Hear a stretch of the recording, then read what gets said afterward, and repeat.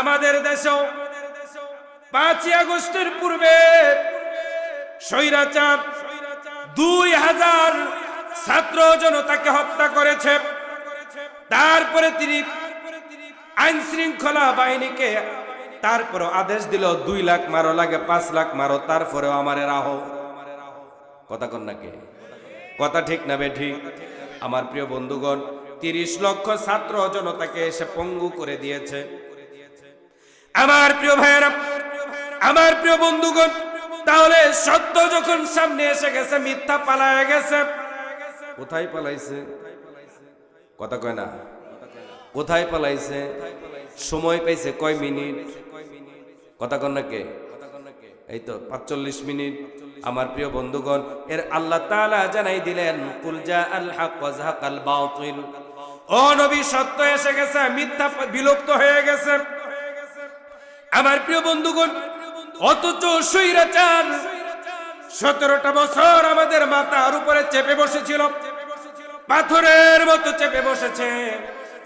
এত আন্দোলন, এত মিছিল, এত মিটিং, কোন আন্দোলনে কাজ হয় না।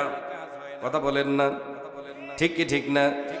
আমাদের কোমলমতি শিশুরা, যুবকেরা, তরুণেরা, তারা যখন স্কুল, কলেজ, মাদ্রাসা, ভার্সিটি থেকে যখন বের হয়ে আসলো, তখন তিনি 37 দিন নয় 36 দিনের মাথায় তাকে দেশ ছেড়ে তারপরে পালাতে হয়েছে। কথা বলেন ঠিক কিনা?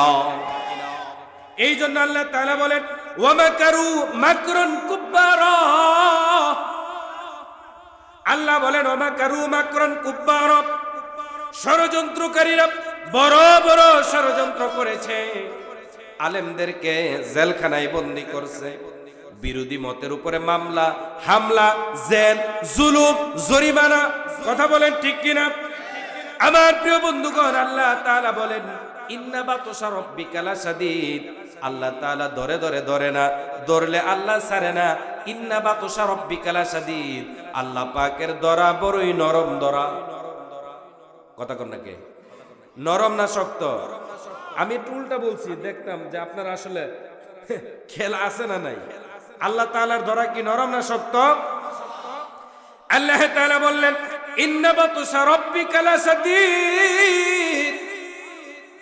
আল্লাহ তাআলা বড়, আল্লাহ পাকের ধরা বড়ই মজবুত ধরা, শক্ত ধরা। আল্লাহ তাআলা তাকে ডিল দিছেন, ডিল দিছেন, ডিল দিছেন। 1 বছর, 2 বছর, 16 বছর গেছে।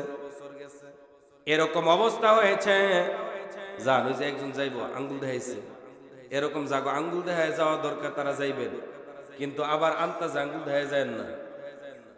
কথা বলছেন? খারাপ লাগতেছে আমার প্রিয় বন্ধুগণ, আমার প্রিয় ভাইয়েরা।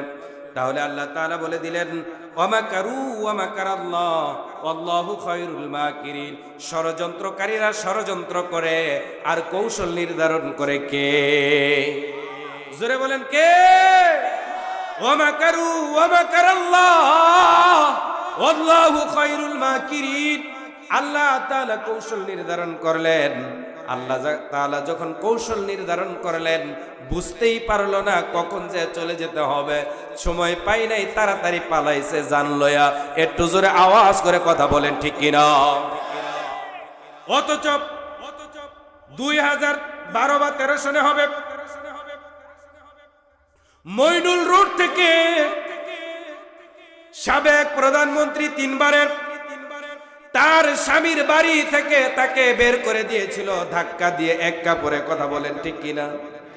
তিনি তো বাড়ি থেকে বের করেছেন, কিন্তু আল্লাহ পাক রব্বুল আলামিন কৌশল এরকম করলেন, তাকে বাড়ি না দেশ থেকেই বের করে দিয়েছেন। একটু জোরে আওয়াজ করে কথা বলেন ঠিক কিনা? ও বন্ধু, আল্লাহ তাআলা তাই তো বলেন, ওয়া তুইজ্জু মান তাশা ওয়া তুযিল্লু মান তাশা বিয়াদিকাল খায়র। আল্লাহ তাআলা বলে দিলেন, আমি যাকে ইচ্ছা সম্মানিত করি, আবার যাকে ইচ্ছা আমি তাকে অপমানিত করি। যাকে ইচ্ছা আমি ক্ষমতা দেই, যাকে ইচ্ছা আবার আমি তাকে ক্ষমতা থেকে বিতাড়িত করি। একটু আওয়াজ করে কথা বলতে হবে ঠিক কিনা? তাহলে সব ক্ষমতার মালিক কার? কে সব ক্ষমতার মালিক? বিশ্বাস হয় কি হয় না? ও বন্ধু, যারা এই মতাদর্শ মানে, নির্বাচনের আগে শাহজালালের মাজারে যায়, গিয়া বলে, দেশের জনগণ সকল ক্ষমতার মালিক, বন্ধু ইমান আছে না গেছে? একটু জোরে বলেন তো, সকল ক্ষমতার মালিক কে? কুলিল্লাহুম্মা মালিকাল মুলক, সব ক্ষমতার মালিক হলো আমার আল্লাহ। এই ব্যাপারে যদি কেউ দ্বিমত করে, বন্ধু আপনি যে কয়বারই হজ করে থাকেন, আপনার জুব্বা যত লম্বা হোক, দাড়ির মধ্যে যতই আপনি রং করেন না কেন, মাথায় পাগড়ি থাক, তারপরও আপনি মুমিন নয়, কাফের। কাফের কাফের কথা বলেন ঠিক কিনা?